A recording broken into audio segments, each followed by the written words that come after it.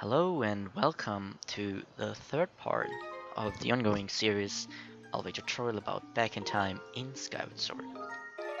So this time we're gonna go a little bit more in depth. I'm gonna show a little bit more about memory and stuff. And we're also gonna set some bits in back in time. um, or I'll probably call them flags for the most part, to not get anyone confused.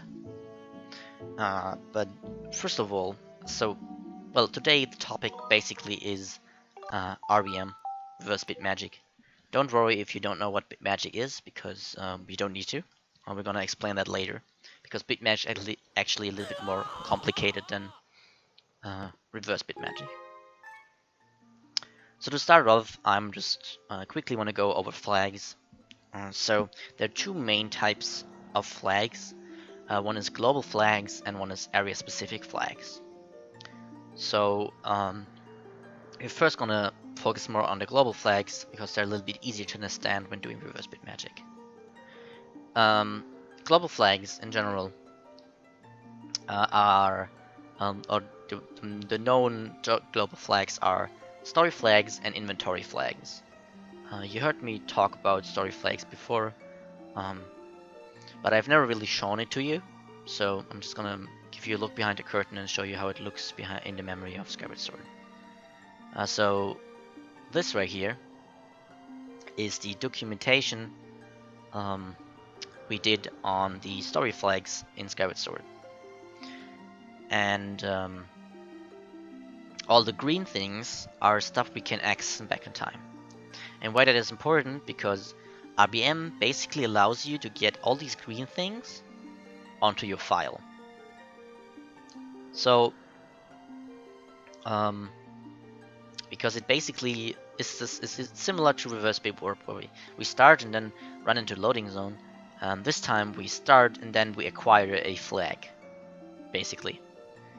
That's basically Reverse BiTmagic. And all the green things we can access back in time. Everything else crashes, or some of these, like that's slightly colored, those often set too early, or shortly before a crash.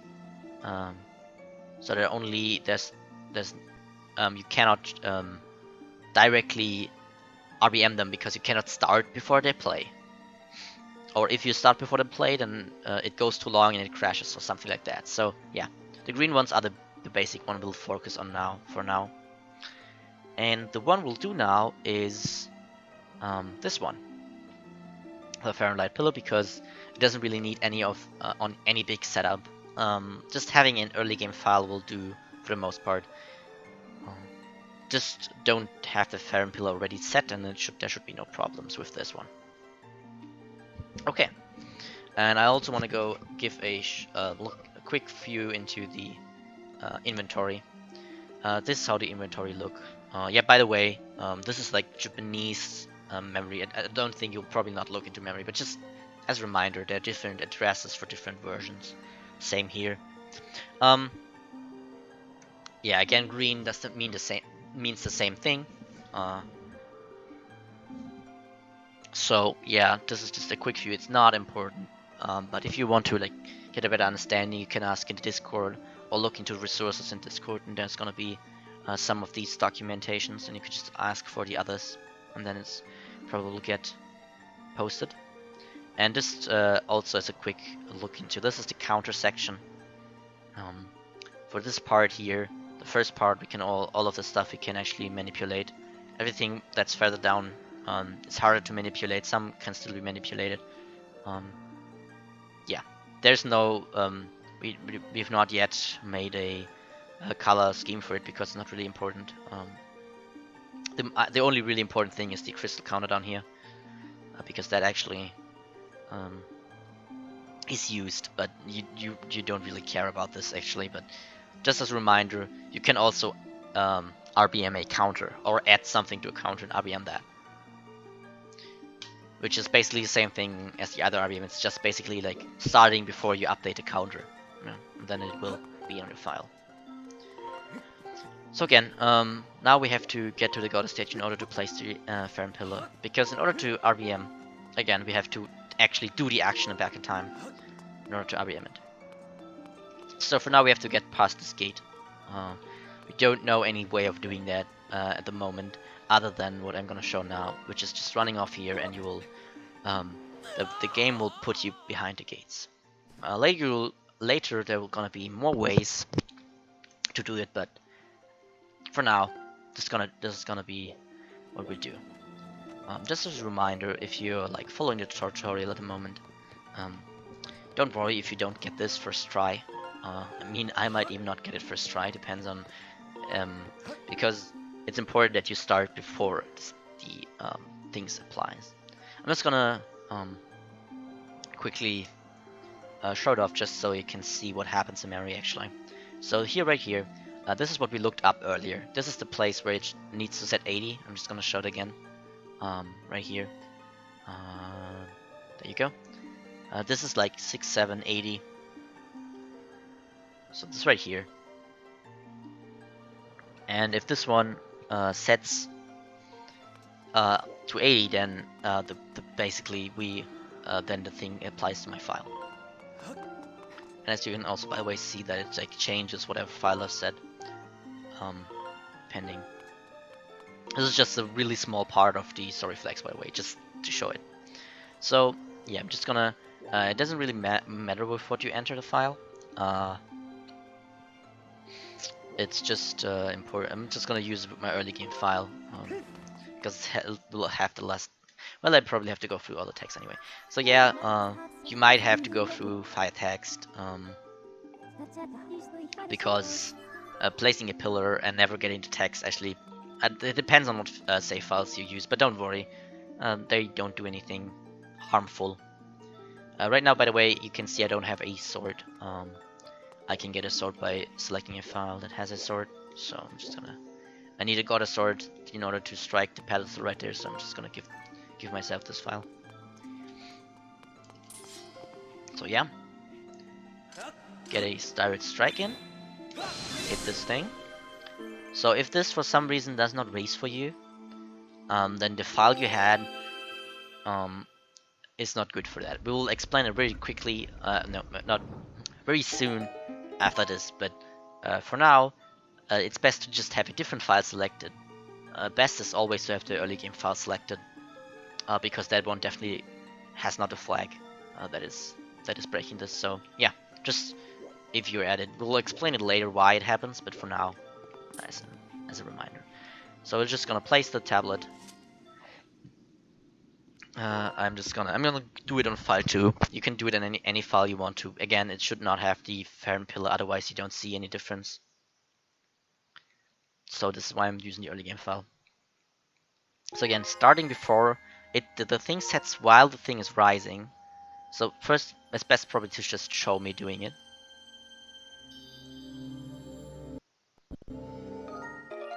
So you can see like where it thickens. I basically wait for that. One camera change, and then shortly after the camera change, I'll start.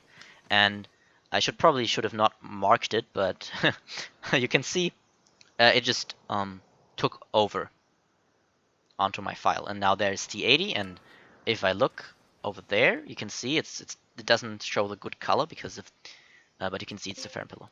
It's definitely the Farron pillar. Yeah. So in order to get a story flag on your file, you actually have to do the exact action and then just start before it, before the flag sets.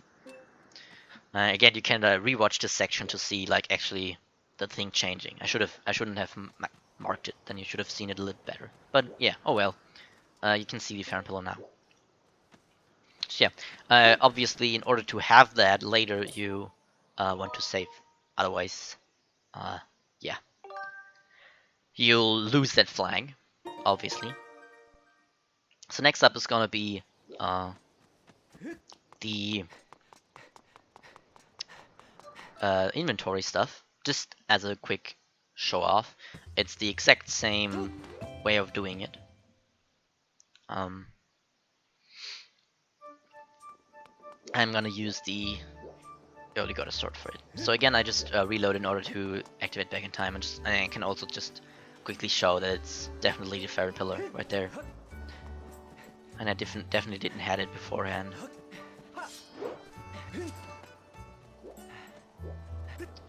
So I don't. That's probably not the best way, but well, I just want to die, so I'm gonna use this place. So yeah, inventory flags. Remember, I can also as well show that off in memory if any one of you is interested. Just give me a second and I can pull it up. And I'm gonna activate back in time. So what we're looking for is, well, let me first open the splash screen just so I don't get the intro. So what I'm looking for in the inventory section is the early goddess sword, which is right here. As you can see, it's green, perfect. And in our case, it is this value, which is a 1 at the moment, because we have file 3 selected, so it's opening the splash screen selected. But if I just select this file, you can see it's a 0. So I'm going to use file 2 again for this one. You can see this also updates. This is just readying up the memory, what I talked about earlier. It doesn't actually apply it for the most part. That's like some of the things to keep in mind. This is just readying up stuff. Some of them directly get applied, some not. Again, for now, just use this to get over here.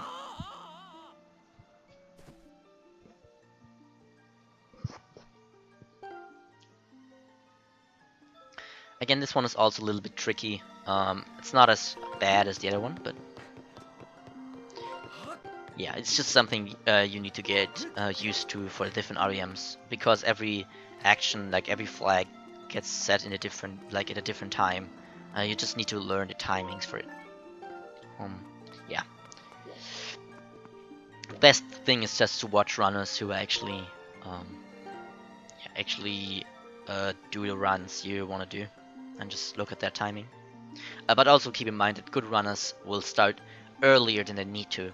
So obviously, if you start early and get at the very last second, the last frame, you get the item, then you save time because the game loads faster. But it's not really necessary. So you see often people that are go for really good times, start really early, and then get something. That's just because they want to save the frames, you know. So don't feel pressure to start as early as they do. Just let yourself have a little bit of time. So first of all, since we need the goddess sword to appear, we want to load with a file that has the goddess sword not picked up yet. And my early game file obviously never got the goddess sword, so I never picked it up. So yeah, definitely want to load with something that didn't pick up the goddess sword yet. Again, fire text for me because of the pillars. Doesn't matter. Again, I'm gonna use file 2 for it, so I'm gonna get to the goddess sword, I'm gonna equip it, so I'm here. And the important thing is I'm gonna pull it, I'm gonna use my nunchuck to go to start, and then I'm gonna, actually now that I think about it, I don't wanna have it marked again. I'm gonna go to the sword, oh no, I tapped out. So, I'm gonna go to the sword, pick it up, go over with my nunchuck, and wait until the sword is fully charged, and then start. So now I have the sword in my hand. I'm gonna pick it up. You heard these, you heard it, and you can see the thing. It's set after I started, and you can see it was like really quick after it, but it's enough. It's enough to get it. But you might wonder, wait, you don't have it, and that is correct. But the reason why we don't have it is it's something like that. Actually, as you can see, it's like a bigger actor. You're gonna see that a little bit more often. But some things that are just that needs, like, I guess, redrawn in a way, or to get to that are just a little bit bigger, often don't directly update. So in order to update what you have equipped, so you can see I don't have it now. There are different things in order to update Storyflag. So one easy way is just to load an entrance or a cutscene. And a other way is to actually collect an item. So the best item or like counter stuff would be like, for example, shooting a seed, because it gives you like, I'm gonna just show it up real quick. Like everything in the counter section here as well updates it. So if I use a seed, my counter will go down, and that updates it. Or if I get a rupee, I'll get the rupee text box, which is actually an item. Or if I pick up a fairy, something like that, that will also update it. Okay, so these are two ways to update what you have, and then after that you can actually like use your goddess sword. I just want to show it off, so I'm gonna use, hopefully get a rupee and some of. Never mind, there are no rupees here. Wait, maybe. Let me be lucky, please. I guess I'll just bonk a tree in order to show you, because these trees have actually hidden rupees. So I'm just gonna get this rupee.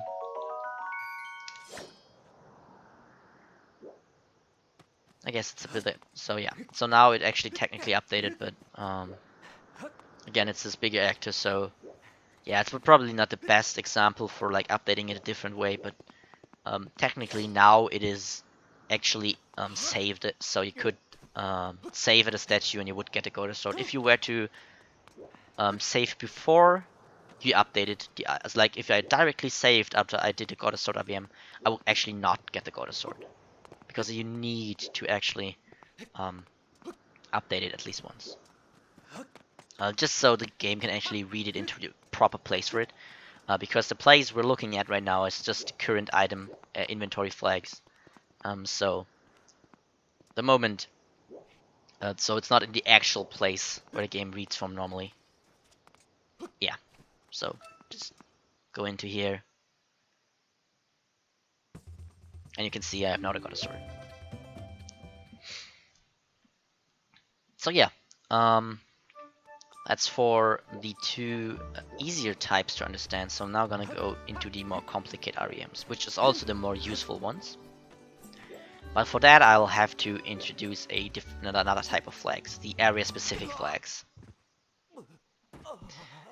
But first of all, let's start back in time again. So, scene flags is like the main thing, and they're part of the area-specific flags. And area-specific flags basically means that like everything that's not important enough to be a global flag, like the Farron pillar obviously is important to be a global flag because the sky and Skyloft need to know that the Farron pillar is actually there. But stuff like a lock being pushed, obviously not every area needs to know that. Only the area you push the log in needs to know that the log is pushed, so you don't have to re-push it every time. So a good example is like there's like a box here in Skyloft. If you push that to like the end, the game will remember that, because so you don't have to like re-push it every time. And that is scene flags. Those are scene flags. And I'm just gonna quickly show, maybe give you a better idea on it. So these are scene flags, and these are scene flags of Skyloft, as you can see. These are all these scene flags. So this is, for example, what I marked right here. This is the box I was talking about. You can see this is what it sets. Yeah, it just sets this value. And remember, since this only needs to like be in memory if you're in the area, they reuse the same area space for each area. So as you can see, the sky has the exact same bytes and exact same places in here. So let's just as an idea for you guys, all these things sometimes are just a little bit bigger because of text. Don't let the size fool you. They're all the same size in the end, but yeah. And this one is also a little bit more colored. We'll get into that once we talk about RBM. So yeah, these flags can also be gotten in back in time. Actually, I will just keep it up for you guys. Probably not too bad to keep it up.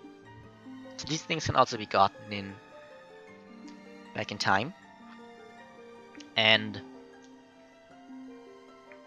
I follow basically do the same thing. So let's say we want to RBM pushing the box against the wall. Okay, this is this flag right here. This flag right here.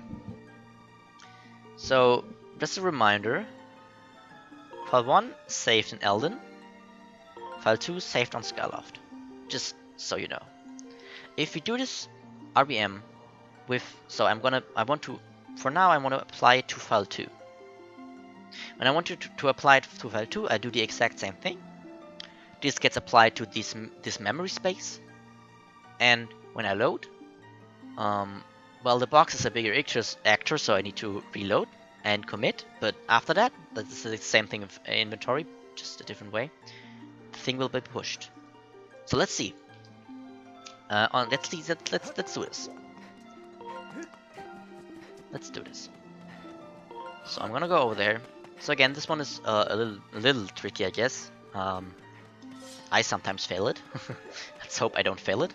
And I also can like show off a flag for it, so everyone know what's going on. So you saw it was like here, and it's 0.8. So here needs to be 0.8.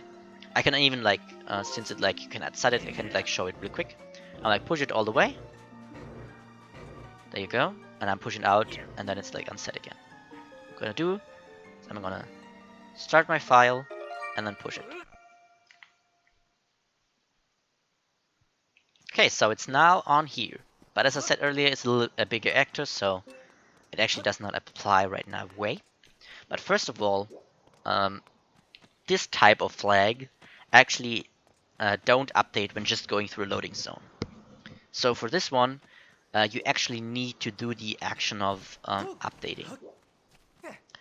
So I'm thinking about what I can use to update, which doesn't confuse you too much. Let's think about this. So I think it's fine to use this for now. Just as like a quick, like I'm gonna take this a little, talk about it a little bit earlier than I might want to, but just in order to commit this, I'm gonna talk about it. So there are not only scene flags that are area specific, but there are also temporary scene flags. Temporary scene flags is basically just there so you don't grind. So, for example, these trees here have like 5 hidden a hidden rupee, a blue rupee. And the game just doesn't want you to like keep bonking and keep getting 5 rupees. They only want to get you once, right?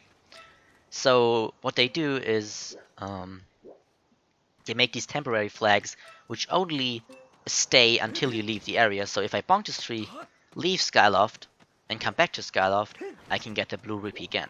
But not right away. Just so you cannot farm or anything, or it would just feel weird, out of place. But you can use these temp flags because they're area specific in the same way that scene flags are. You can use them to commit. Basically anything that is area specific, at least from what we know, will update all area specific flags. So setting a temp flag or setting a scene flag will just update all scene flags and temp flags you have. Also, Jim just had a video about it if you want a little bit more in-depth knowledge about it. But basically, this thing here just gets applied to a different scene flag space where it actually gets saved. So yeah, this time I don't need to get a rupee, I just need to bonk, because bonking is the thing. And as you can see, if I bonk again, I don't get a blue rupee again, which is basically what a temp flag does. So yeah. Now we have set the value, but the box is not pushed yet. Again, bigger actor. We can just look over there quickly. I mean, we know we have the bit set, but it is not pushed yet. Just gonna look over there real quick. Oh, that's a bad spot right here. Yeah, it's not pushed yet, so let me just reload the area. Obviously, any effects that this value would have actually are intact. So a good example for that one is the, well, I'm actually I'm going to talk about that after talking about after doing this one again. So there you can go. It's pushed. Without me pushing it. There you go. Okay, so now we're actually gonna do something different. So now we want to push the box. No, well, no. Now we will push the box and start file 1. So think about what will happen. You might already know, but for those of you who don't know, I can tell you we'll do something different. Because remember, this thing only has the things loaded of the area you're in. So you might also realize if I'm just here and if I select different files, they have different flags. See? Yeah. And also, I might mention right now, since you can see file 3, it says it's saved in Skyloft, but it has the flags from Elden, as you can see here, since it's the same flags. And the reason for that is because file 3 is bit saved. And if you bit save something, as I said earlier, when I talked about bit saves and bird statues in general,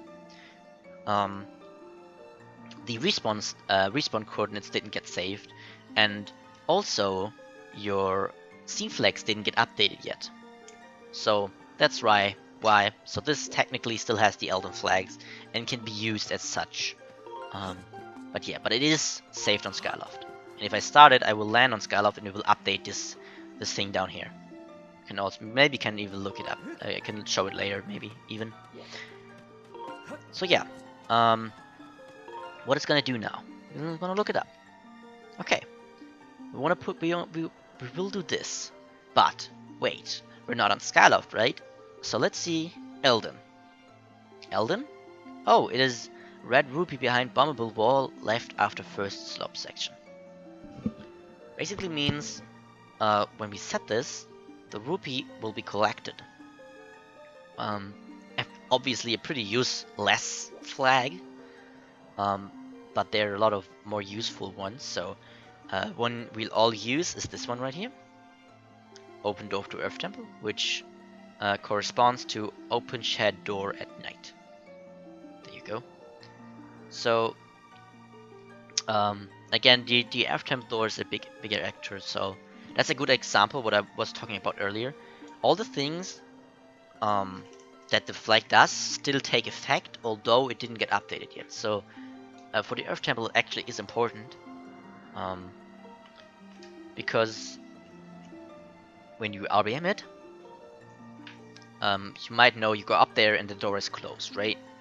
But when you go close to it, you still get loaded into Elden, into Earth Temple, and that is because the game checks for this flag right here, and if the flag is set, it doesn't matter if the door is updated or not.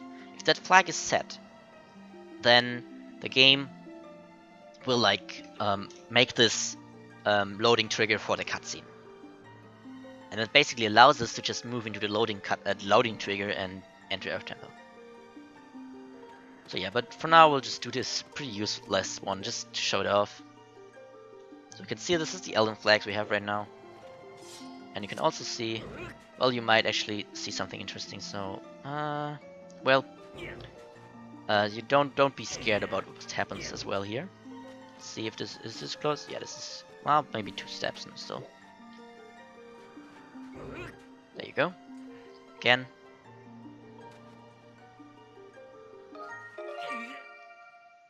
Yeah, don't think about this cutscene change. We'll talk about it later. Okay, so we did that technically.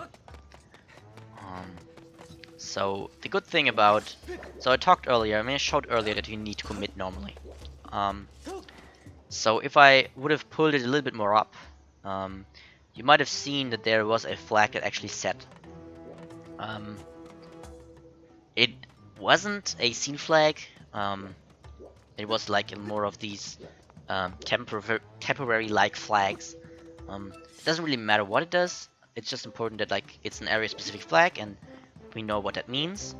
It committed. So basically Elden is just an auto commit place. We call it an auto commit because it doesn't matter what we RBM, it will get directly committed in Elden, which is pretty nice. We use it in any percent For example, for the Earth Temple door, but basically in every category you use it for the Earth Temple door, and also for the Farron Trial. Elden Trial, sorry, Elden Trial. Yeah. There are more than one area where that actually applies, but just keep that in mind. Okay. So that committed it, so I'll see if maybe we'll need a reload, which we can also die with. I'm just gonna quickly check. I hope this is the right right rupee, but we definitely got the flag, as you can see down there, and I have exactly one bomb. Let's not die, maybe.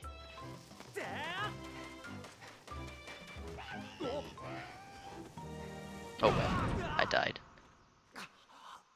But I think you don't. Well, we'll just see it soon. But I think the rupee was away. But I'm just gonna show it off that this will reload the area. So dying is the same as reloading it with different means. So now the rupee will definitely be away. And as you can see, I never opened the wall, so obviously I never. I should have just stand up there. Obviously, I've never collected this rupee. Well, actually, is it this place? But I think there's this place. Well, it doesn't really matter. Wherever the rupee is not anymore. I think that's enough. I don't think I have to actually show you. I think you believe me. So yeah, I think that's gonna be everything on Reverse BiTmagic. Just keep in mind, this thing is even actually on ZSR, where you can look it up back in time. It's very helpful if you want to understand what you actually do. But again, just following the route, technically, you don't need to look this up. But yeah, there's like every area here in the game. And yeah, I should maybe talk about the colors. I mean, it's explained up here, but just so you know. So green means we can set it on Skyloft. These yellow-like means we can set it in sealed grounds, which is like sealed grounds behind the temple and sealed temple.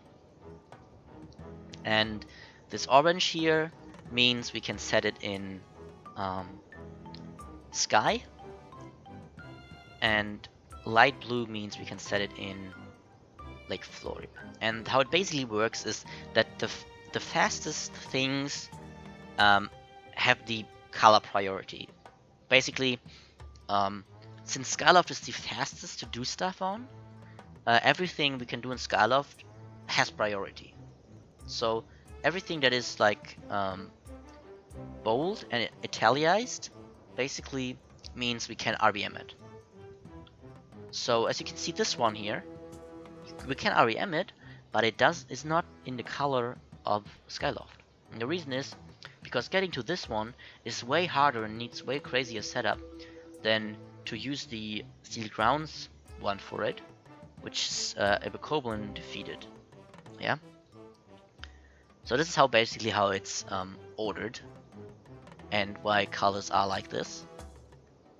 And yeah, so again, in Sealed Grounds, for example, a lot more can be RBM. So you can see this one, for example, can be RBM, but it's green. Because green is faster, basically. And the game's same goes for everything. Yeah. Purple, by the way, is Fairwoods. I'm not sure if I said it already. Yeah. So, just keep that in mind. If you technically want to find RBMs yourself, you can see what's fastest by just looking at the color. And if you see, okay, I wanna, like, let's see, well, like an Elden, and we want to blow up rock inside crawl space in first cave.